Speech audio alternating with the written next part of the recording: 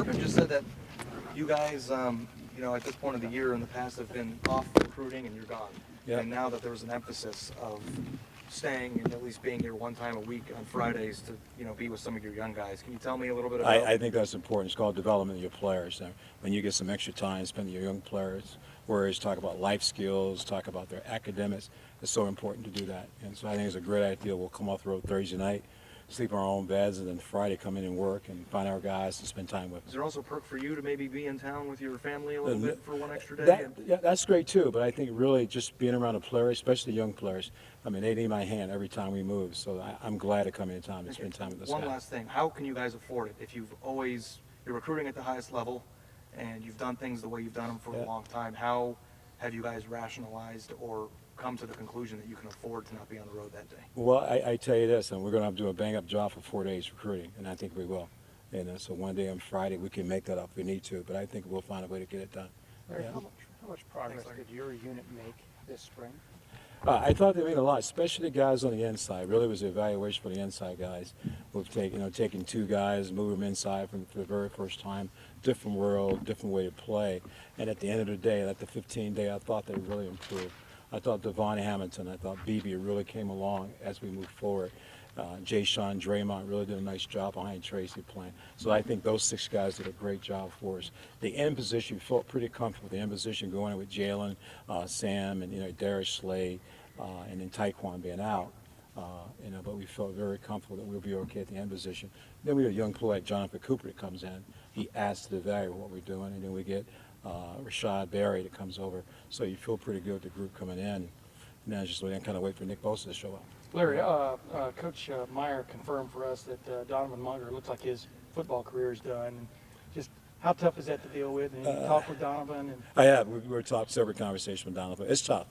It really is. You put your whole life into playing this game of football and you love it so much, and then get taken away from you. It was a tough thing to kind of swallow. But I think he understands it. This is best for him. He'll still be a part of us. He'll be part of our unit. He'll be a guy we'll continue to move and talk to. But I think now it gives him a chance to move on in his life, really do a great job in the classroom, get his degree. If he wants to get into coaching, he'll be able to do that. But right now, the best part of him is just taking care of himself. And he had kind of come on as a player. Obviously he played in the Fiesta Bowl. He sure did. I think He's started really starting making some strides for us. Yeah, and what are you losing as a player there? Not only lose a player, but at least some leadership skills. I thought Don did a great job of player. He's a real close guy with our guys in the room. We're going to miss him because he's a guy daily. We kind of kept the group going because he had some great jokes he'd tell, or he always impersonated somebody. Everybody kind of got a big laugh out of that. But he's got a big heart, and he'll bounce back from this. Larry, you say you still had some evaluations to do when you sat down? Is that?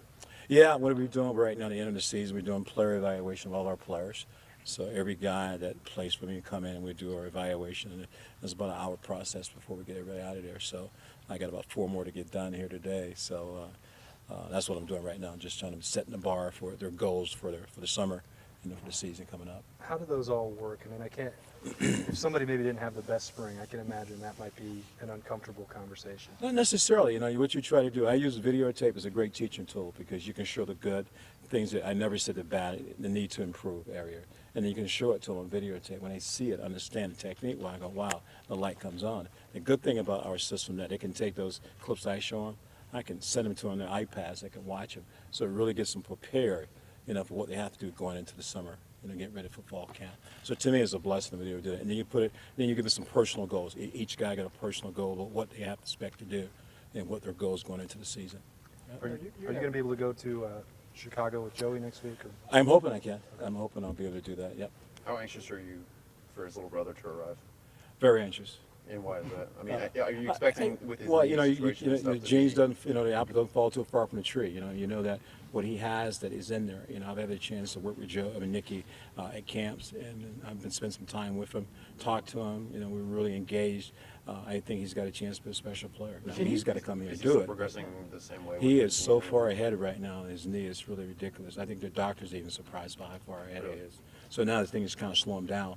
Get him in June. Don't push him too fast. The idea is to get him to camp in August healthy, and then see where it goes from there. Can you tell in those players that somewhere along the line they had a father that played football? John, their dad was a first-round draft pick of the Miami Dolphins. Their mother's sister of a guy that started here, defensive Of end. Eric course, man, Camargo was a first-round draft all pick. those genes are good. I wish they had more kids come in. But can you, not all of us, yeah, I was gonna say, but can you sometimes tell that a player has a legacy there or a, Oh, no question. Oh, yeah, because how he's does it been show up? Yeah. He's been around football. He's a smart player. He understands the game. He understands what it takes to be a professional, how to be a pro player. You know, and you see that. Joe was a great guy, prepared himself every game. He took care of his body. He prepared for that. You know, Nick's the same way. Might be overboard with that, but he's the same kind of way. He wants to be good when he goes and plays. But are they also, for want of another word, they also almost kind of built to play the game? I mean, do they have that going for them, I guess? No question Yeah. about it. You know, mom is 6'2", I think. Yeah. You know, dad is 6'5". You know what I mean? You know, that's a good cross. 6'6", 6'5" is a good start, man. And so, but yeah, I think it helps. All those things helps. Yeah. You've got another guy, Adolphus. Since the Michigan game, it's been a rough road for him. Obviously, got suspended, didn't have great workouts at the combine. What would you want to say about his pro potential and just him as a player? I tell you what, people are still really excited about Adolfo Washington. They really are. Because what he has that every NFL team is looking for. He can play 3 positions down the line of scrimmage. He can play 3 technique. He can play nose guard. Or he can kick out and play a 5 technique defensive end. That's the thing he has. He's got great hips. He can rush the passer. When you got a guy who can go in and play third down and rush the passer in the pros, I mean, that's really good stuff to do. So I think he's still valued. There are some teams looking at him. I think the guys teams I've talked to, can't mention them, that he'll have a chance. I mean, he'll have a chance on Sunday. Do you get a sense of how he's handled the adversity? He's done a really good job. He's been here working out with me the last 2 weeks. And he just went back to Cincinnati now to do some things. He had a couple of meetings that I go to. But he's handled it very well. But Adolphus is that kind of kid. He really is. I mean, he doesn't let it wear him down. You know, he knows he's got to press forward. The goal is to get into the NFL. It doesn't matter where you get drafted. You get a chance to get in. Once you get in, you prove who you are. You know what I mean? It's not the first contract, it's the second one. And I think he understands all that. Who in your room made the biggest rise from the beginning of spring football till the end of it, through the spring game? A player that maybe you weren't counting on, or a guy that's pretty good, but now you're seeing I something in him. think Draymond has made a lot of progress.